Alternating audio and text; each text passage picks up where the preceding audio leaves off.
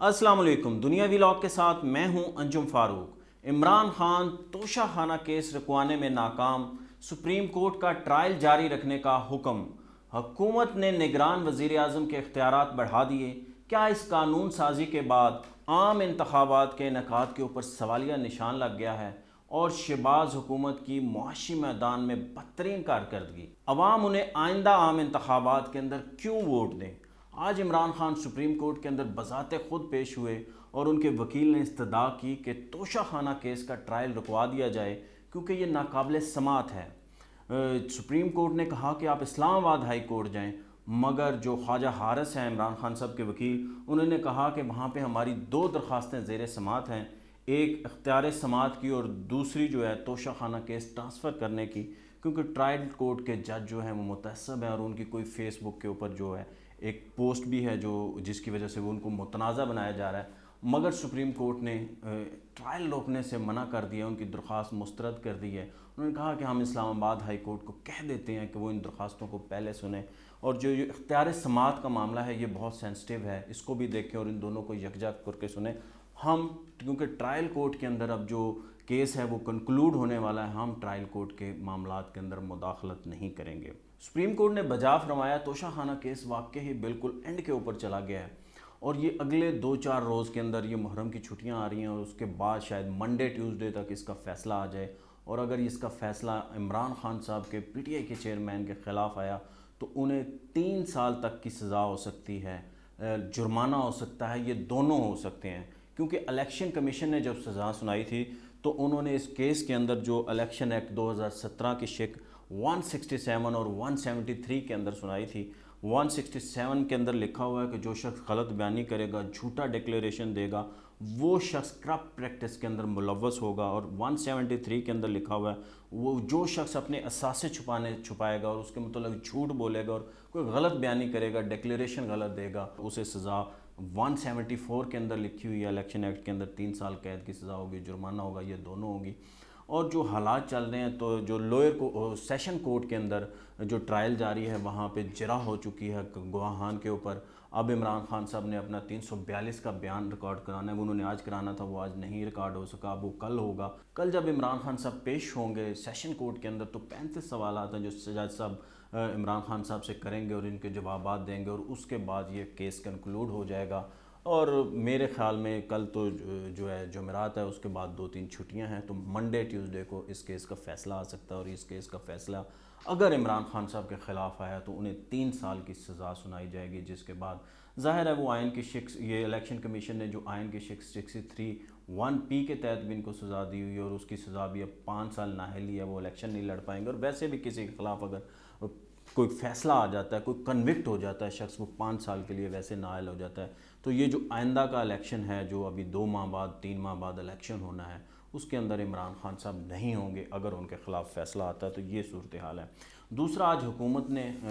Joint session تھا قومی assembly کا، سینٹ کا،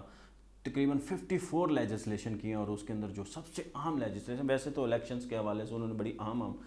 جو ہے لیجسلیشنز کی ہیں، اور وہ بڑا ضروری ہے کیونکہ الیکشن کے اندر جو رزلٹ ڈیلے ہو جاتا ہے جس کی وجہ سے مختلف قسم کے شکوک و شبہات پیدا ہوتے ہیں، ان کو کم کرنے کے لیے یہ لیجسلیشنز کی گئی ہیں۔ تو مگر جو انہوں نے الیکشن ایکٹ کی 230 کی شک کے اندر جو ترمیم کی گئی ہے اور انہوں نے اختیارات دی ہیں، نگران حکومت کو روزمرہ کے ساتھ ساتھ ہنگامی نوعیت کے معاملات کو دیکھنے کا اختیار ہوگا۔ نگران حکومت کوئی نیا معاہدہ نہیں کر سکے گی کسی بھی کے ساتھ، کسی بھی فائنینشیل ادارے کے ساتھ یا کسی ملک کے ساتھ، مگر جو نگران حکومت پہلے سے جاری پروگراموں اور منصوبوں کے متعلق اختیارات استعمال کرے گی۔ نگران حکومت کو پہلے سے جاری منصوبوں پر اداروں سے بات چیت کرنے کا اختیار ہوگا۔ نگران حکومت ایسے اقدام کرنے کی مجاز ہوگی جو بین الاقوامی اداروں اور غیر ملکی حکومتوں کے ساتھ معاہدوں سے متعلق ہوگا۔ یہ ٹھیک ہے، یہ اختیار دے دیا گیا ہے، مگر کیا ہی اچھا ہوتا ہے اس کے اندر وہ کوئی ٹائم لیمٹ دے دیتے، وہ کہتے کہ یہ اختیار نگران حکومت کو 2 ماہ کے لیے دیا جا رہا ہے یا 3 ماہ کے لیے دیا جا رہا ہے، اس سے زیادہ نہیں ہے، کیونکہ میکسیمم اگر اسمبلیاں توڑ دیتے ہیں 8 تاریخ کی جس طرح بات ہو رہی ہے 8 اگست کی، تو پھر 3 ماہ ہوں گے الیکشن کمیشن کے پاس، تو اس کے اندر لکھ دیتے 3 ماہ کے لیے آپ کو یہ اختیارات دیے جا رہے ہیں۔ اگر مدت پوری کرنی ہے 12 کی رات کو 12 بجے تک ہے تو پھر 2 ماہ لکھ دیتے اس کے اوپر، اس میں قباحت کیا تھی؟ اگر لکھ دیتے تو جو عام انتخابات کے اوپر، انعقاد کے اوپر سوالیہ نشان لگ گیا ہے، جیسے پنجاب کے اندر انٹرم حکومت پچھلے 6-7 ماہ سے چل رہی ہے، جیسے کے پی کے اندر 6-7 ماہ سے چل رہی ہے، 7 ماہ ہو گئے ہیں بلکہ، تو اسی طرح اگر کہا جا رہا ہے کہ یہ جو وفاق میں آئے گی حکومت یہ بھی مارچ اپریل تک جائے گی کیونکہ میاں نواز شریف کے کیسز کا فیصلہ ہونا ہے اور انہوں نے الیکشن لڑنا ہے، تو اگر یہ اس طرح کی سچویشن ہے تو یہ بہت غلط ہے، انہیں لکھ دینا چاہیے تھا، بہت اچھا ہوتا۔ اور دوسرا یہ بھی خبریں آ رہی ہیں کہ اسحاق ڈار صاحب جو ہے وہ وزیر اعظم تو نہیں بنیں گے، نگران وزیر اعظم کسی صورت نہیں بنیں گے، مگر اس چیز کے امکانات ضرور ہیں کہ وہ بطور وزیر خزانہ جو ہے نا کنٹینیو کریں، نگران حکومت کے اندر بھی وزیر خزانہ ہوں گے، مگر سوال پھر وہی ہوگا اور اس کے عذر وہی معاشی پیش کیے جائیں گے۔ سوال یہی ہوگا کہ وہ غیر جانبدار ہیں یا نہیں، یا وہ رہ سکیں گے کہ نہیں۔ میرے خیال میں وہ غیر جانبدار نہیں ہو سکتے، اور بہت سارے لوگ ہیں جو بہت ہی دیانتدار ہیں، جن کی دیانتداری کے اوپر لوگ سوال نہیں اٹھاتے، بہت سارے معاشی ماہرین ہیں، ان کو اگر لگا دیا جائے تو زیادہ بہتر ہے۔ تیسرا کا جو آج ٹاپک ہے جس کے اوپر ہم نے بات کرنی ہے، وزارت خزانہ نے معاشی آؤٹ لک جو ہے جاری کی ہے۔ 1 سال کے اندر ترسیلات زر 31 ارب ڈالر سے کم ہو کر 27 ارب ڈالر ہو گئے۔ شہباز حکومت میں ترسیلات زر 31 ارب ڈالر سے کم ہو کے 27 ارب ڈالر ہوئے ہیں۔ روپے کی قدر کے اندر جو ہے 67 روپے 37 پیسے کمی آئی ہے، اور ملکی ذخائر جو ہیں اس میں 1 ارب 37 کروڑ ڈالر کی کمی آئی ہے۔ یہ ابھی آیا ہے جو چونکہ 4.5 ارب روپے ہمیں ملا ہے، آئی ایم ایف سے ملا ہے، سعودی عرب سے ملا ہے، یو اے ای سے ہمیں جو تقریباً 4.5 ارب ڈالر ملے ہیں، تو اس کے بعد اگر یہ نہ خدا نخواستہ ملے ہوتے تو یہ کمی زیادہ ہو جانی تھی، یہ تقریباً 5.5 ارب ڈالر کی کمی ہونی تھی، مگر ابھی چونکہ مل گئے ہیں تو اب یہ مہنگائی جو ہے 12.3% سے بڑھ کر 29.2% پہ چلی گئی ہے۔ بڑی صنعتوں کی پیداوار ہے گزشتہ 1 سال کے اندر 14.4% اس کے اندر کمی آئی ہے۔ 1 سال کے اندر جو برآمدات ہیں ان کے اندر 14.1%،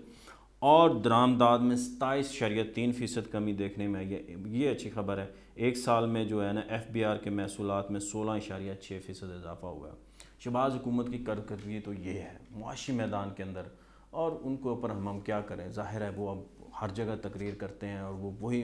عمران خان صاحب کی حکومت کو تنقید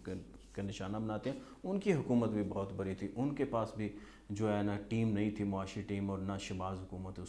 ان کے پاس اگر معاشی ٹیم تھی بھی تو مگر یہ معاملات کو ٹھیک طرح سے احسن انداز میں نہیں چلا سکے۔ مجھے دیجیے اجازت، اللہ حافظ۔